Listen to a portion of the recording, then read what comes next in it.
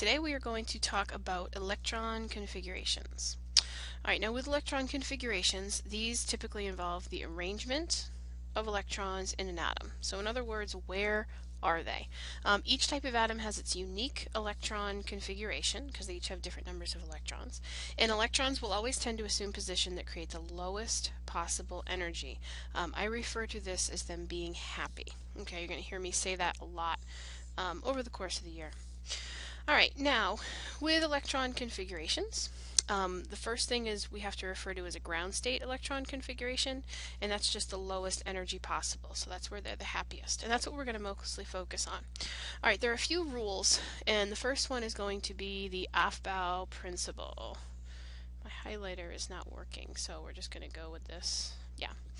Alright, so, excuse me, the Aufbau Principle states that an electron will always occupy the lowest energy orbital available. Okay, so that's going to be what is important. And beginning in the third energy level, the energy levels begin to overlap. Now, we've already talked about this in class because we drew the diagonal diagram and went through the periodic table.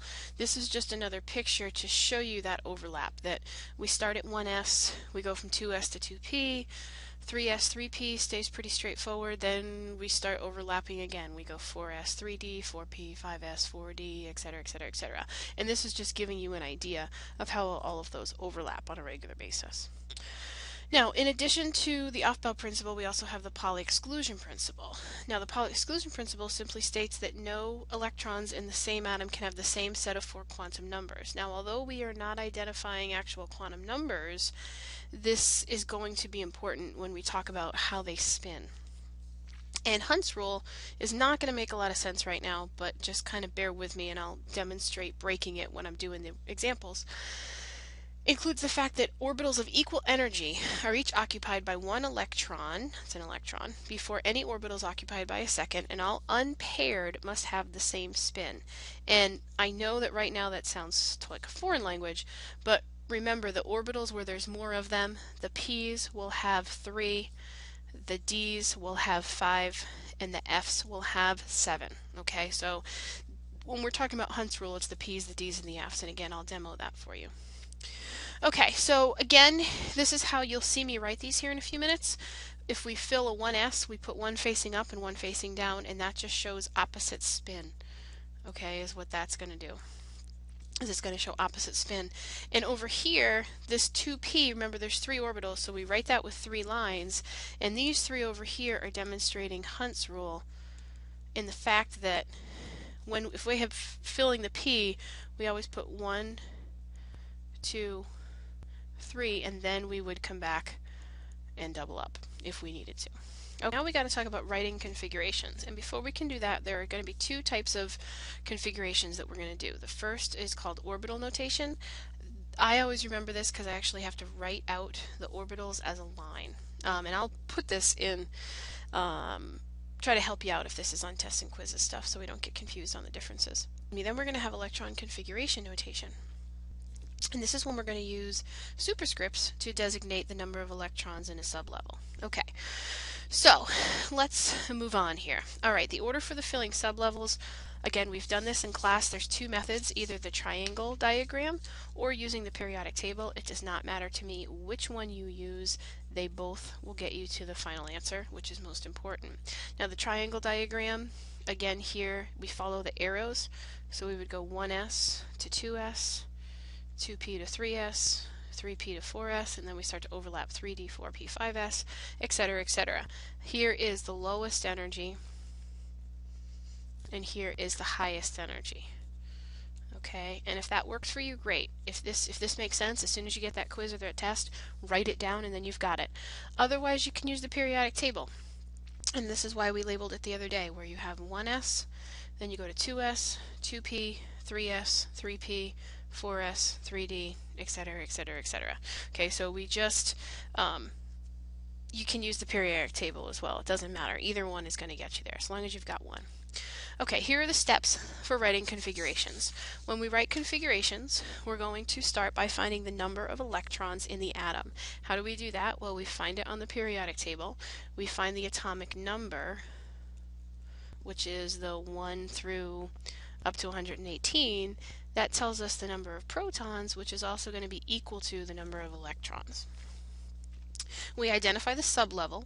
When I say sublevel, that means does it end in 2p, does it end in 3s, 3d, etc., because that's going to tell us how far we have to fill everything.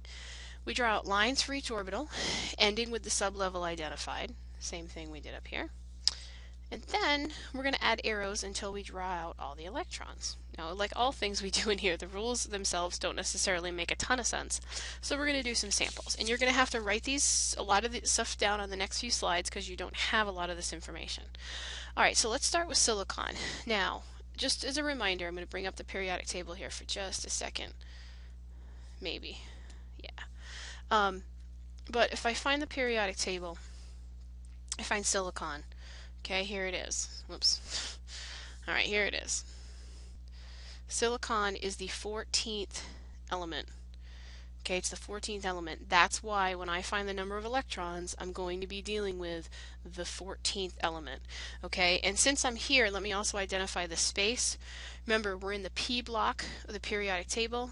This would be 2p, and this would be 3p. So I know I'm going to have 14 electrons because that's what it's telling me right here, and then I'm going to end in the 3p section. Alright, so let's finish this up here. So if I've got 14, I'm in 3p. Actually, let me do it this way. You already have that, but what I need to do is write out arrows and lines for everything up to 3p.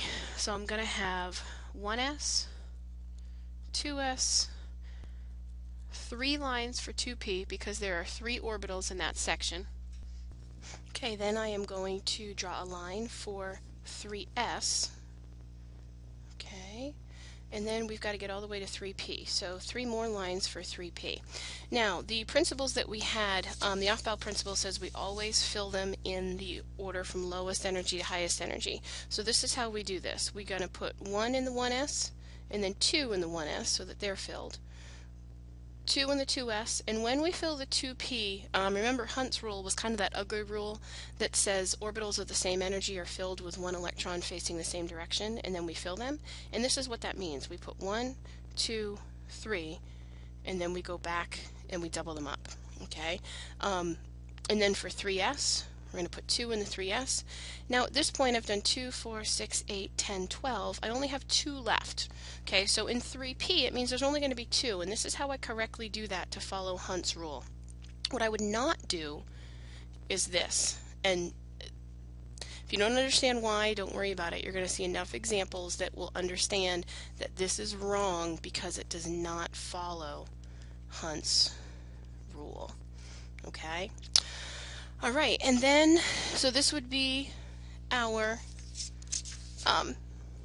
arrow notation, and then we've got with the subscripts, and we just write it as 1s2 because there's 2 electrons, 2s2 because there's 2 electrons, 2p6 because there's 6 electrons, 3s2, and 3p2.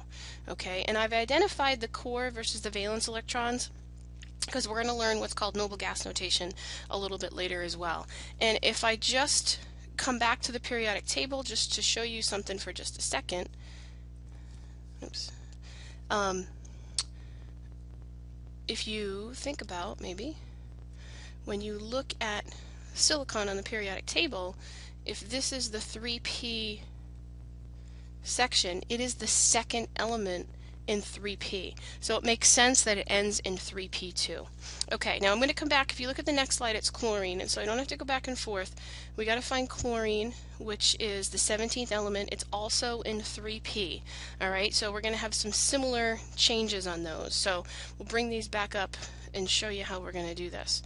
Alright, so for chlorine, it's going to be a very similar process, meaning that we have to start by drawing out all of the arrows.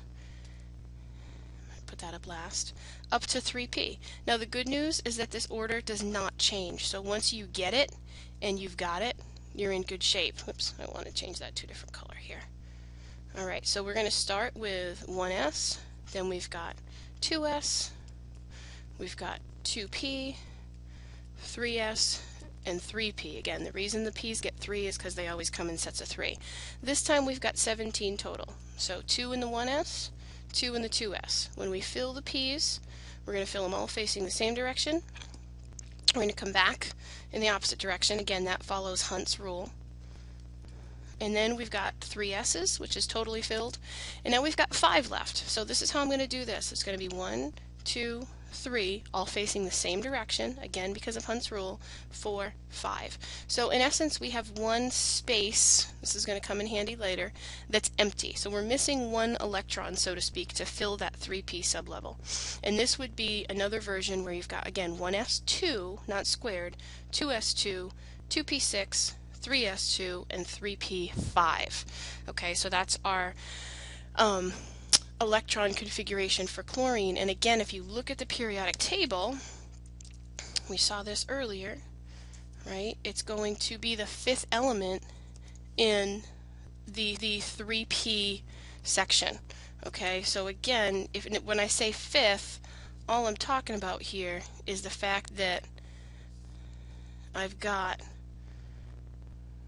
the 5th element in 3p5. All I'm talking about is if we count over, we've got 1, 2, 3, 4, 5, and well, it's a bad 5, let's fix that, and that chlorine is the 5th element in 3p5. Okay, let's look at the next two.